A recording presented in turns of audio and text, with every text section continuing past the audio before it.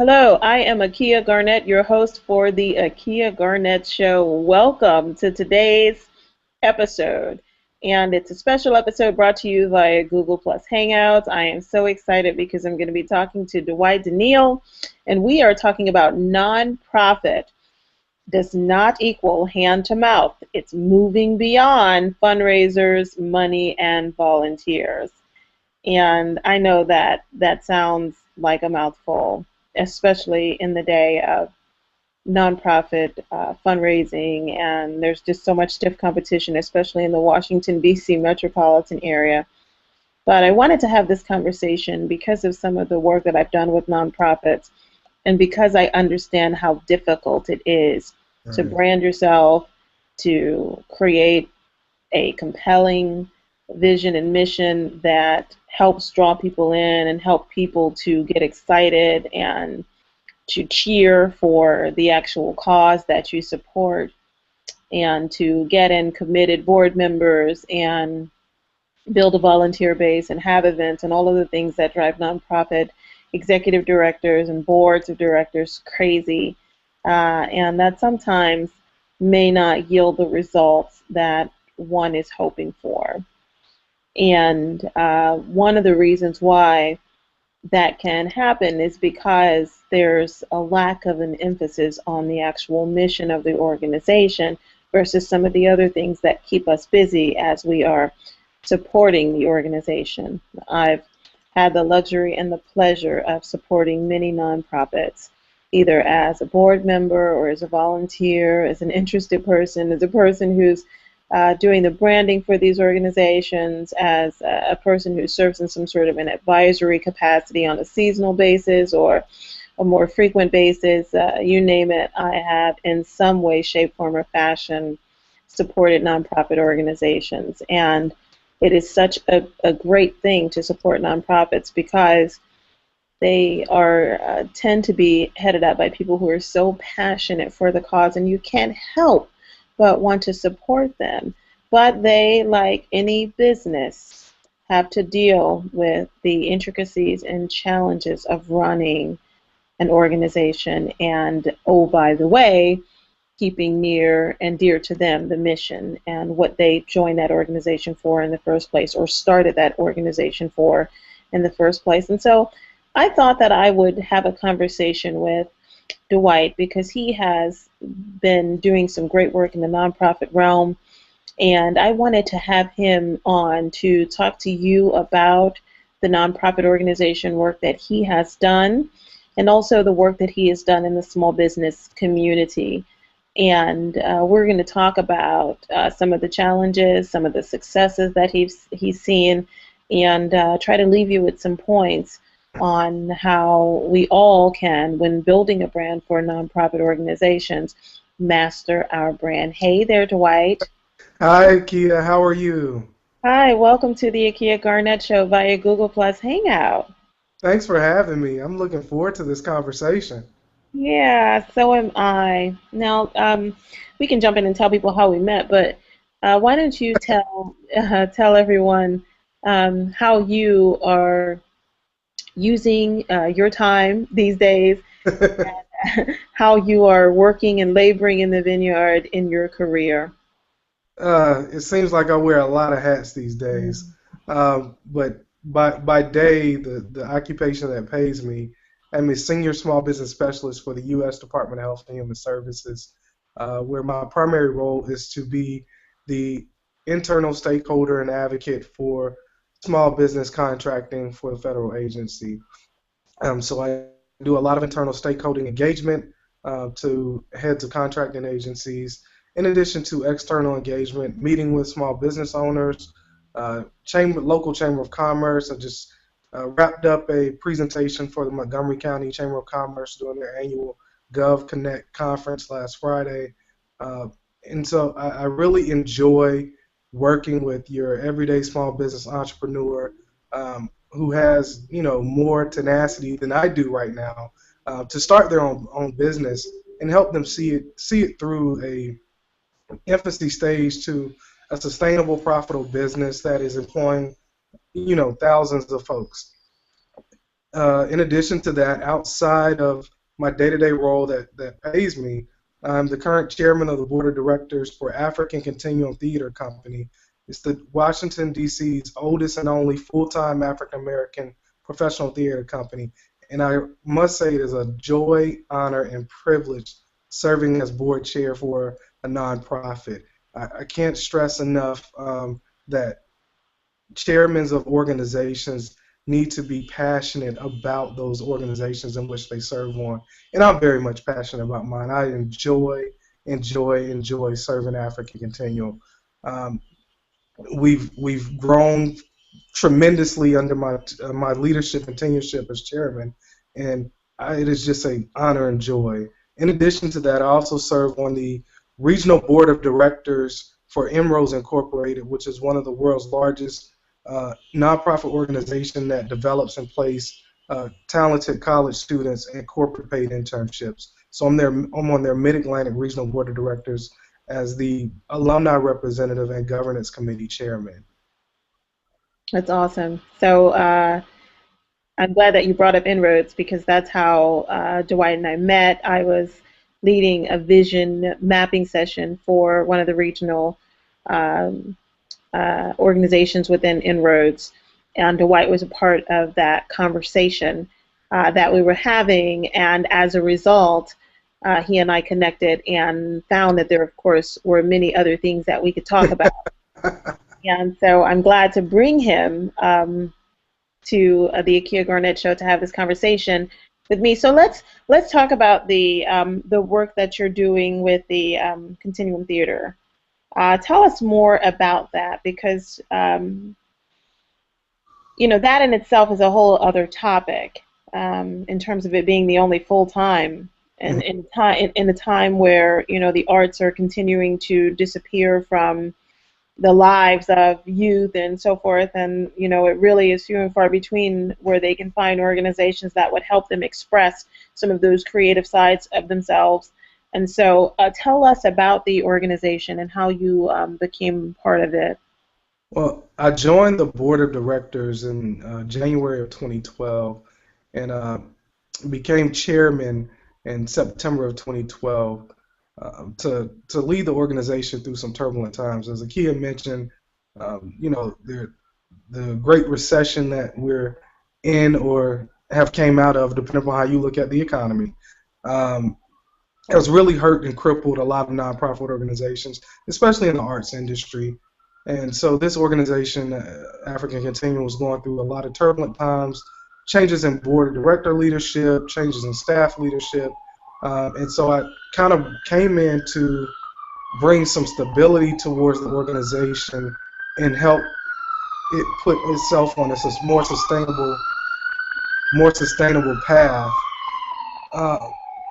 And so one of the critical things that I did right out the gate. You know, fellas, sorry, I don't mean to cut you off, Dwight, but this is, you know, Google Plus Hangout, and so you never know what's going to happen in the background. I mean, there's, like, you know, real emergencies that it is real emergencies. You know, I unfortunately live in South D.C. Things happen all the time. Hey, it's just, you know, it's part of life. What can you do? Love it, love it, love it. It's so real, so organic. Is it? Hey. Okay, I'm sorry. So one of the things I did when I stepped in as chairman is I really assessed the situation here, and I had to ask myself, how did the organization get to this point? And it's critical that as a leader, as a chairman of a nonprofit organization, that you assess the situation prior to even beginning to fix the situation. You need to first figure out what's the problem so you can start to solve it. And so I looked at a lot of, you know, the historical documentation, financial statements, and begin to see where some of the gaps lied and why the organization got to the point it did and when I took it over. And then I started to build an action plan for it to turn itself around. One of the most critical things for a nonprofit organization is having a strong board of directors. And when I took the organization over, I had 3 board members, inclusive of myself. And one of the things I recognized quickly is that the board needed special skill sets of individuals. We had some legal things that we needed to take care of. I'm by no means a lawyer, so I went out and found some lawyers who were passionate and about the mission and wanted to see the organization turn itself around. Uh, I'm not a financial type. I have trouble even balancing my own finances. So I went and found a CPA and an investment banker who could join the team and build some processes and procedures moving forward. And the last critical piece was finding a day-to-day leader. And I was fortunate enough to come across a lady by the name of Thembi Duncan, who's phenomenal, guys. Go research her. She's great. I love to work with her. And Thembi was so passionate when we met about the mission of the organization. She got her start in the arts community, in acting in the Washington, D.C. area through the organization. And she was so passionate about stepping into the role that during our lunch coffee initial meeting, she brought me a 2-year turnaround operational plan just for me to look at. And this was prior to me even considering hiring her as the new leader. And Wow. So you have to find the right individuals, both from a board and staff perspective, to lead nonprofit organizations nowadays. It takes an entire team, board and staff, work in tandem side and side to grow and impact the mission of that organization. And I think that is critical that, all of us understand that, because there are folks who sit on board of directors who don't even realize that you have a legal fiduciary capacity to assure that this organization is upholding its mission, and that the folks that are donating to the organization are getting their mission work out of their donation.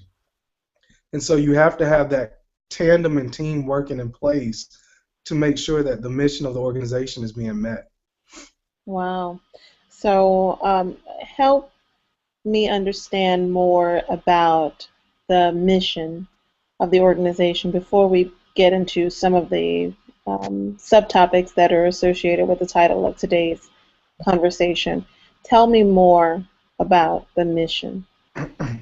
Well, the primary mission of African Continuum Theater Company is to be a robust producing theater company where anyone of all stripes and types, African American and non-African American, can have an opportunity to express itself through the arts.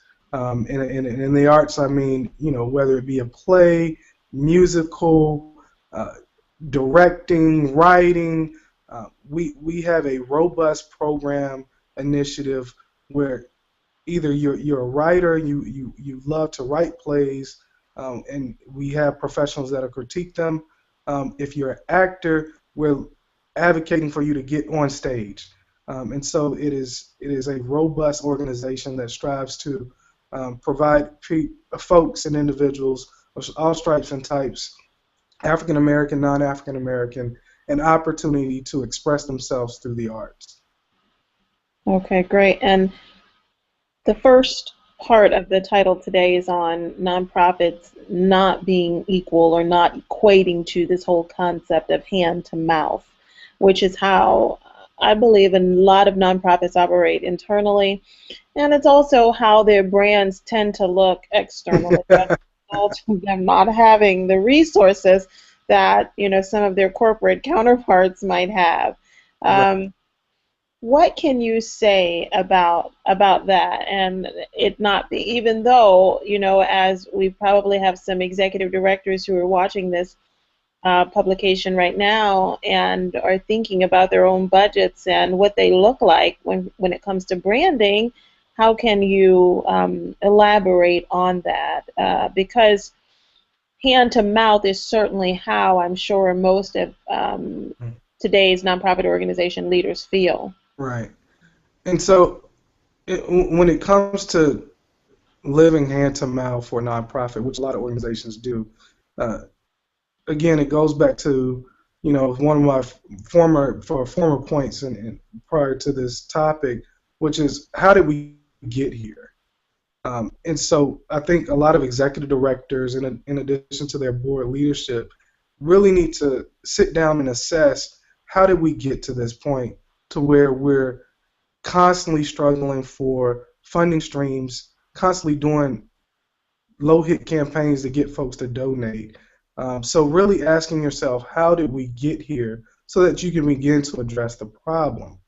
One of the things I did initially, once I grew my board with the right skill set people and hired them as a producer and artistic director, I brought in an outside consultant to lead us in a full day of strategic planning and assessment of the organization of where we are, so that the takeaway from that day was, this is where we are and this is where we're headed. And so you really have to assess that situation that you're in, so that you're seeking to solve and resolve the problems and not continuously perpetuate those problems that are festering and allowing you to continuously be living hand to mouth, fundraiser to fundraiser, event to event. Create sustainability. Sustainability is key, and it's a word that is used in corporate America, but in terms of the nonprofit sector, it is very much foreign. And I'm very big on sustainability. I'm very big on metrics and measurements, how we're performing. I had my governance committee work an entire year on developing a board scorecard. And we just unveiled that scorecard at our last board meeting this past March. And this scorecard looked at critical areas of function and operations of our organization: finance, programming, marketing, your critical points of operations, and it assessed it, red, yellow, green, where we are in each of our areas. And those are the things that you need to know, both from a staff and board level, so that you're seeking to continuously grow the organization and move it forward. You can't grow an organization and move it forward if you're struggling to figure out how you're going to pay the bills and pay the staff. It is quite a dire situation, especially for nonprofits, when most staff members know that there's a possibility I might go without a paycheck this month. And so creating sustainability, putting sustainable metrics in place, a board scorecard is key. Guys, if you haven't implemented that or don't know what that is, I encourage you to go look it up and really utilize that as a tool to track and measure your performance as an organization, so that you are able to track sustainability for the organization and get it out of the mindset of hand to mouth, fundraiser to fundraiser, volunteer to volunteer. Awesome. Thank you so much for that. Yeah, I'm glad that you went into fundraiser to fundraiser, because that is one of the subtopic topics to focus on.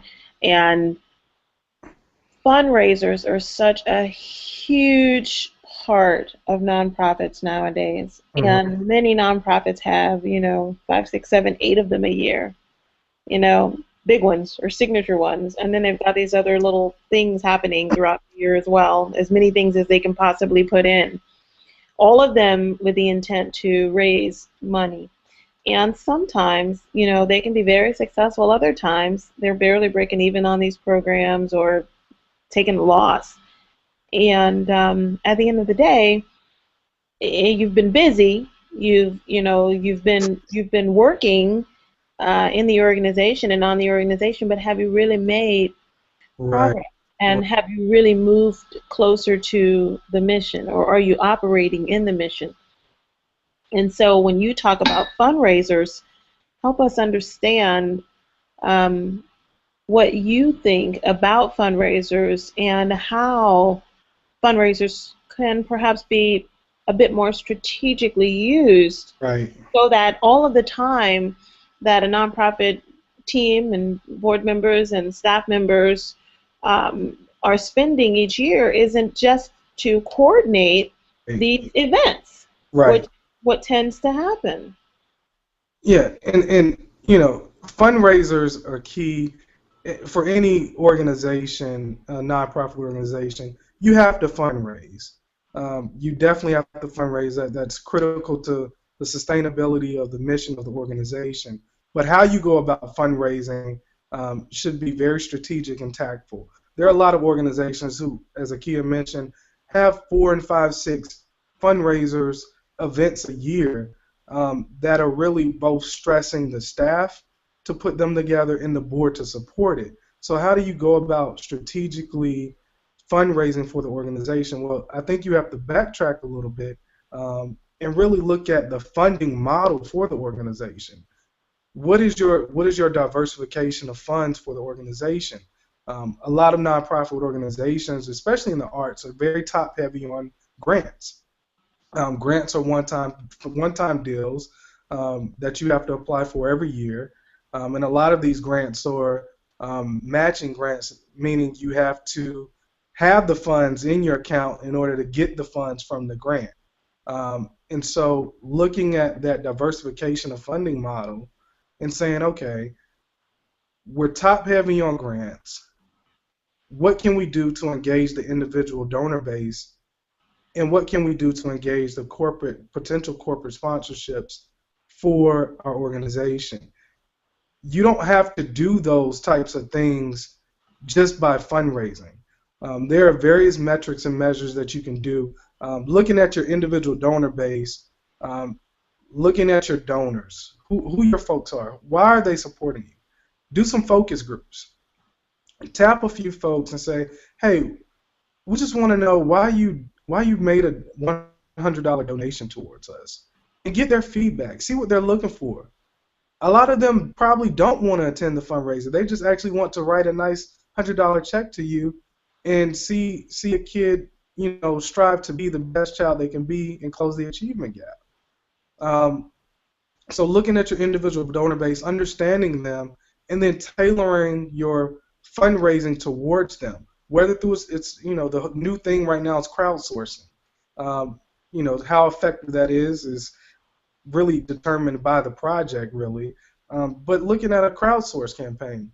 But if you're going to go that route, you need to make sure that that particular project that crowdsource is going to be around is really going to galvanize individual support, and that you have a plan in place once you've gotten those individuals to support it, to continuously tap into them and enrich them more into the organization.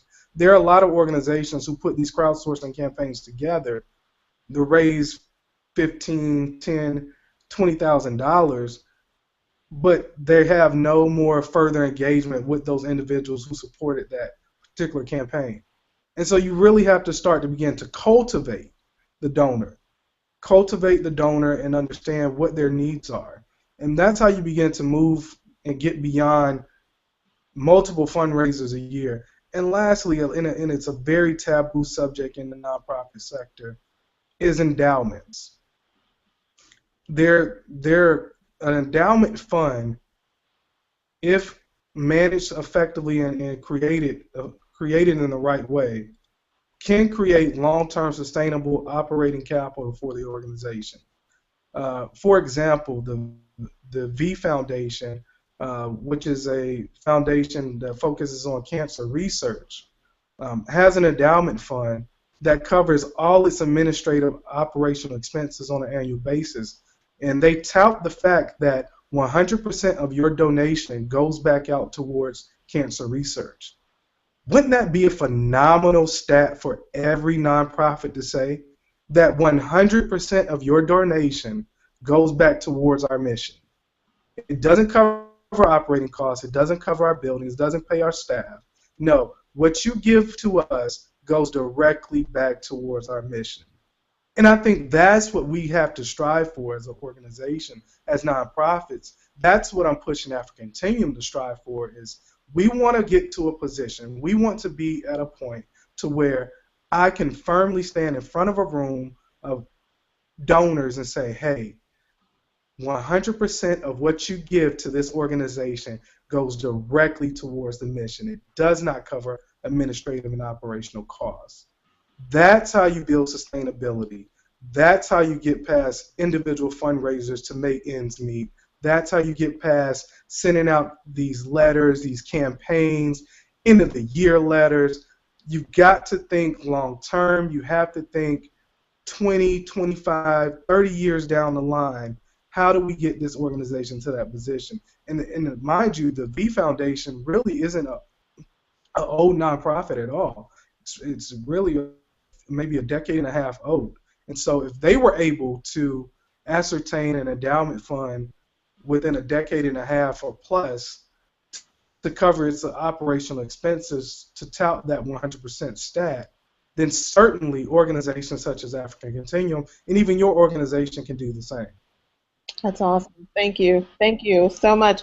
Now, the next part of our conversation focuses on money. Now, we've just talked about money when it comes to fundraisers, but there are other reasons why money is needed. You know, not just to go directly toward the mission, but sometimes just to fund the administrative costs Right. of running the organization.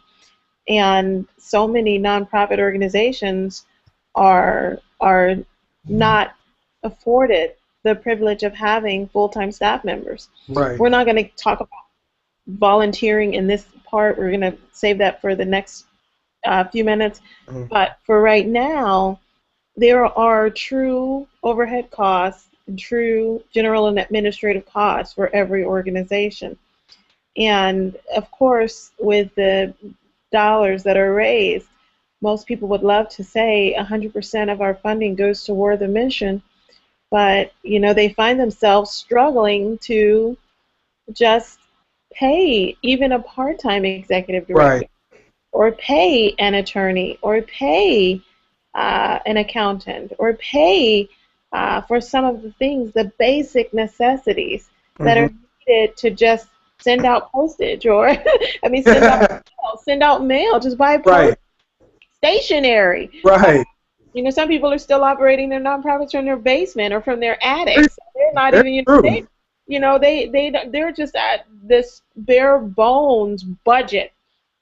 And what can you say in that regard in terms of growing and not having to sacrifice your mission dollars for the overhead and general administration, but also putting money into overhead and general administration so that you can grow the organization from an infrastructure level and, you know, move it out of that basement, or move it out of that attic, or move it out of a sublet place into its own, you know, space or its own building so that it can thrive and do even more?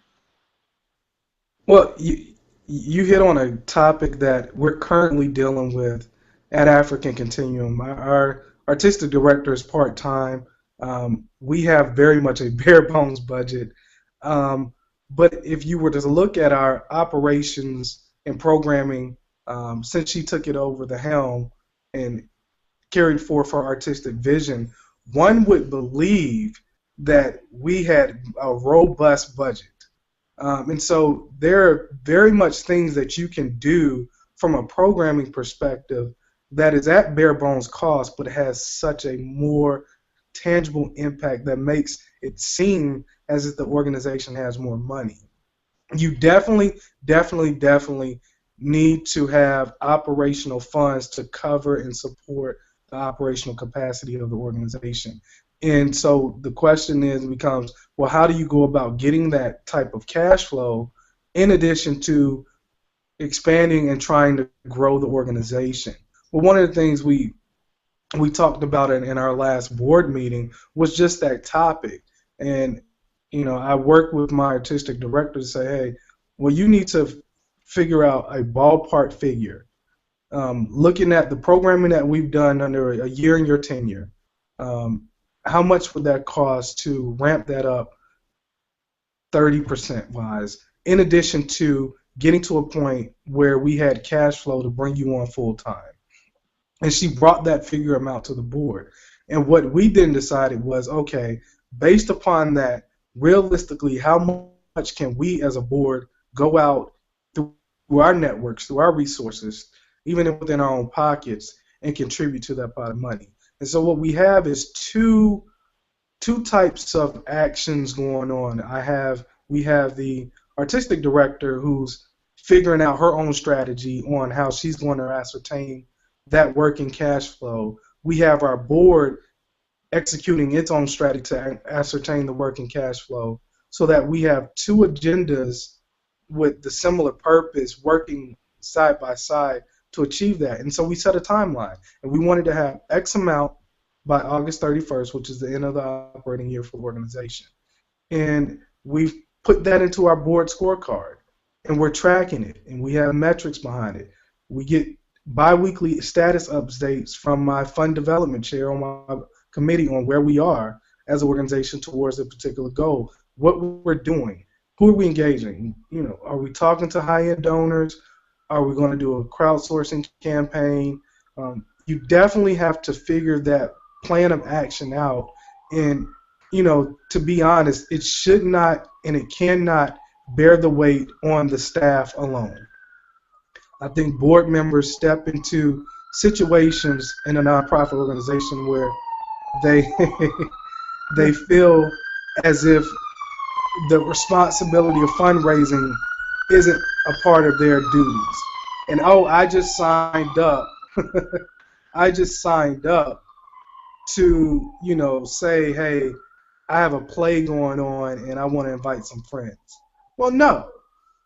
As a board member, you are obligated, legally obligated, to support financially the organization. And so, if you don't have a board assessment or you don't have a board expectation of an annual assessment of how much each board member should be contributing, you need to put that in place, because it needs to be understood from everybody involved that fundraising is a portion of everybody's job, that bringing in money to get the cash flow to increase operational capacity is everyone's job. The staff, the executive director, the artistic director, whoever your leader is, cannot do it alone, and they shouldn't do it alone. That's why they have a board.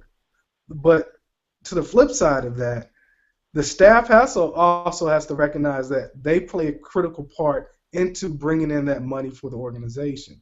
One of the things I stressed to my artistic director, I said, you want to get paid, right? So you got to let's figure out a plan in place to how to get you paid. If someone brought me, if my boss that I work for said, Dwight, we just got to figure out a plan how you gonna get paid. Trust and believe, I'm going to bring her something because I want to get paid.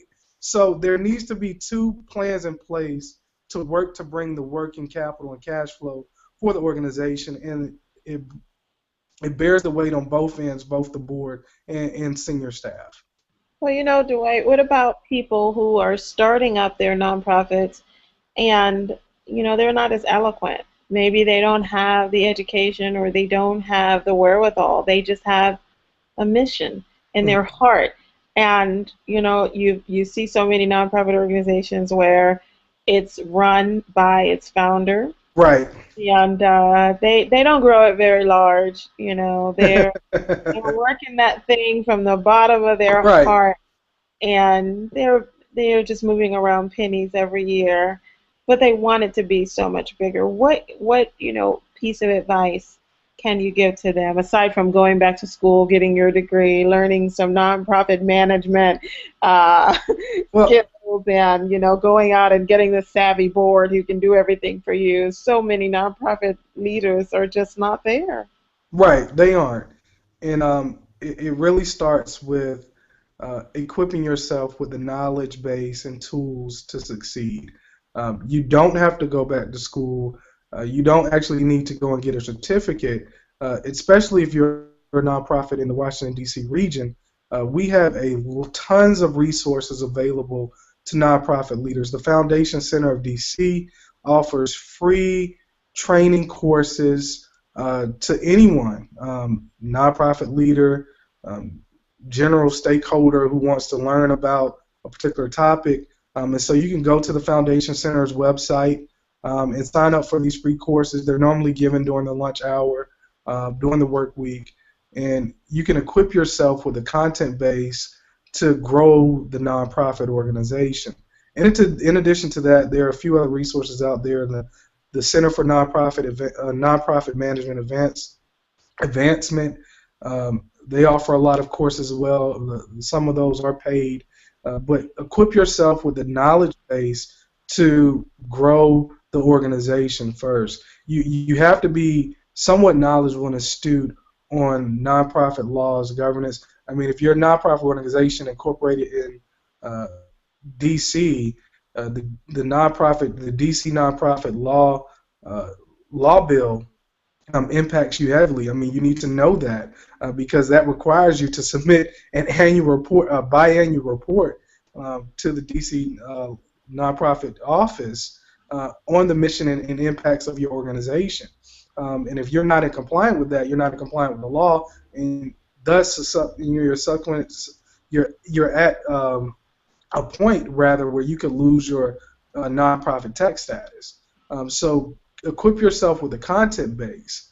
Then, once you have the content base, start with advocates, friends that you can reach into and say, hey, I'm putting my life and labor into this. Would you consider donating so I can expand it? Put a corporate sponsorship plan in place. Businesses in this area, especially in the Washington, D.C. region, we have tons of small businesses who are looking for tangible ways to connect their bottom line to a tangible cause. Corporate social responsibility is big. A lot of business owners want to connect that bottom line of their profits to a greater cause and impact outside of their normal business model. And if you put a corporate sponsorship plan in place, you're able to go have soft conversations with these owners to say, hey, here's how my nonprofit organization connects to the mission of your business. Here's how my nonprofit organization impacts the bottom line to your business. Here's why we should partner together to make a tangible impact for our community. So putting that plan in place to get that corporate sponsorship who sees it as a key to growing their business and their profits and their bottom line as a corporate social responsibility standpoint, connecting it to your organization. Awesome. Thank you so much for that. Now, we're on to the final part of our conversation. Is it almost over? No, regarding nonprofit management and nonprofits not being hand to mouth or not being equal to hand to mouth. It's the whole conversation on volunteers. Yeah. And oh my gosh, volunteers are just so amazing. They're so amazing. I thank God for volunteers that come out to support organizations that I'm a member of, I'm a board member of, or an advisory board member of. Volunteers are just so amazing. And of course, essentially anybody who's on board is a volunteer as well. But volunteers are just that. They're volunteers. And many times they're not able to donate as much of their time as they would like to the organization, or there's turnover because some of them come but they're not able to commit long term, or whatever have you. Their volunteer status does not maintain priority in their life. And so nonprofit organizations are constantly fighting for a nonprofit volunteer base of dedicated people who can, support their mission. And when you have larger nonprofits that are, kind of written in some budget somewhere, they're earmarked somewhere, and they're getting a slew of funding every year, they have the luxury of, having a volunteer coordinator on staff, and this volunteer coordinator has the job of going out and looking for volunteers who can dedicate their time and service and expertise to the organization. But again, when we're talking about the smaller nonprofit organizations or some of the organizations that are just not as savvy, they don't have access to those experts who can dedicate time to helping people find a seat on the bench to help them as a volunteer. So, and that can become a real problem because you put this huge event on, or you've got these major fundraisers going on, or you are just trying to, fulfill your mission, and you don't have anybody to show up. Or it's like pulling teeth. What can you say? What tips can you provide to organizations so that volunteer management isn't such a challenge? Well, first, for volunteers, you definitely need to have a volunteer management plan in place. Working with the senior leadership of the organization, whether it's the executive director or in my case, the artistic director, have a volunteer management plan in place. And what this plan does is it spells out what the volunteers are going to do, how much time commitment it's going to have.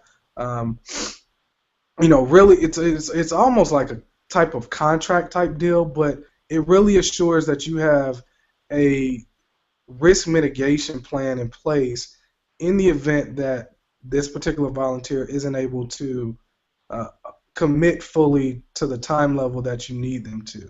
And so you definitely want to make sure that you are mitigating that risk right out the gate, because a volunteer is just that, a volunteer, and it's their free time, and they're not obligated because you're not paying them to show up. In addition to that, you definitely need to vet volunteers out, especially if you're going to have volunteers managing your website, your social media postings and stuff like that. You definitely want to vet these individuals out, because and often a lot of folks have seen this. You'll have a volunteer posting stuff, and next thing you know, they posted something that is outrageous and outlandish and not reflective of the organization. And so now you have a branding issue going on because a volunteer has just taken the liberty to do whatever they wanted to do. So having that volunteer management plan in place spells out the rules of engagement. It mitigates the risks of that volunteer, but it also brings a process and procedure of how you onboard and offboard volunteers. So putting that in place and developing that should be key right out the gate, especially if you're going to have volunteers helping out with core operational functions of the organization. In addition to that, going out and getting volunteers. Well, a lot of folks say, well, how do I do that? There are a lot of tools out there through social media sites and websites. Volunteermatch.com. You can go on there and create a nonprofit company profile, and you can go and solicit the company for volunteers for particular projects. If you need a part-time accountant, there are bracket CPAs out there who are looking to just utilize their talents and their skill sets and their trades to help better admission of the organization, and they'll do it at no cost. But you definitely have to write up that statement of work. You definitely have to write up that plan of action for them. And you need to have that in the volunteer management plan. LinkedIn has a new volunteer job board as well, and so you can go and create a posting on there as well. And those are tangible ways you can go about getting volunteers to help support the organization without really having to spend money on it. Those are free ways you can go and solicit and obtain volunteers for the organization. And lastly, as it relates to volunteers, is really, again, manage that process and manage it well. The weight of managing that volunteer or those volunteers is going to bear itself on the executive director. So, there was a question brought up in my last board meeting where one of my board members said, well, why don't we just have a part-time person do X, Y, Z? Well, if I have my executive director part-time, she has to manage that person. And so how is that going to work? Are we creating more work for the true person who we want to be full-time, trying to get a part-time person to do certain things? So the leader of the organization has to be on board with the volunteer management plan, because at the end of the day, they're going to be responsible for managing and overseeing those type of volunteers. So go back, develop a volunteer management plan, mitigate the risk to those volunteers, and make sure you have board of directors and officers insurance. in liability insurance for the organization, especially when you get involved with volunteers. You want to make sure that the organization is covered, and I can't stress that enough. Make sure you have nonprofit board of directors, officers, insurance in addition to limited liability insurance for the organization. That if you don't have that in place, I personally would recommend you having volunteers because you're going to expose yourself to a situation where you potentially could be liable. So definitely make sure you have that in place. But that's my thoughts on ascertaining and managing volunteers for a nonprofit organization.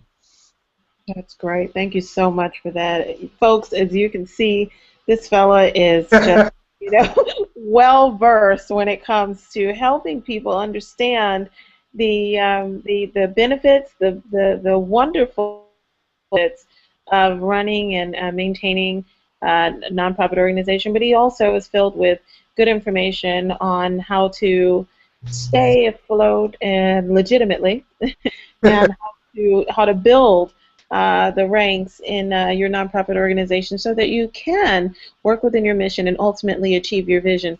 Now, I do want to bring you back on, Dwight, to share some insight on the work that you do with the Department of Health and Human Services. Mm-hmm. And the great work that you're doing in small business there. There's definitely, of course, some synergies with the conversations that we've had today, but the work that he does in helping small business owners understand how they can qualify for and maintain the work that they may win with the federal government is a whole different conversation that I want us to be able to have, and we'll bring him back on in a few weeks or so to talk all about that. And so you stay tuned to the Akia Garnett Show. Dwight, do me a favor and tell folks how they can find out more about the Theater Continuum and also reach out to you. Okay. You can find more information about African Continuum Theater Company by visiting our website at www.african-continuum.org. You can find out more information about me visiting my LinkedIn profile, Dwight D. Deneal, or follow me on Twitter at Mr. D. Deneal. It has been a great joy and pleasure, Akia, to be had on this show today. I look forward to coming back and sharing my knowledge and content base on small business development as it relates to government contracts and government resources. And I just thank you for having me today. Absolutely. It has been my pleasure. You have been watching a special Google Plus Hangout of the Akia Garnett Show. Ambulances and police cars and sirens and all. The whole nine. You never know what you're going to get. Yeah, you got everything today. And I hope this has been a wonderful conversation for you, that you've learned a lot. I know I certainly did in talking with Dwight, and it was my pleasure to have you on, Dwight. We'll have him back on. Again, thank you very much for watching the Akia Garnett Show. You can find out more about the show at akiagarnett.com. You can also find me on Twitter at Akia Garnett, and also on Facebook, LinkedIn, Google+, and all the other social media websites. Take care and think big.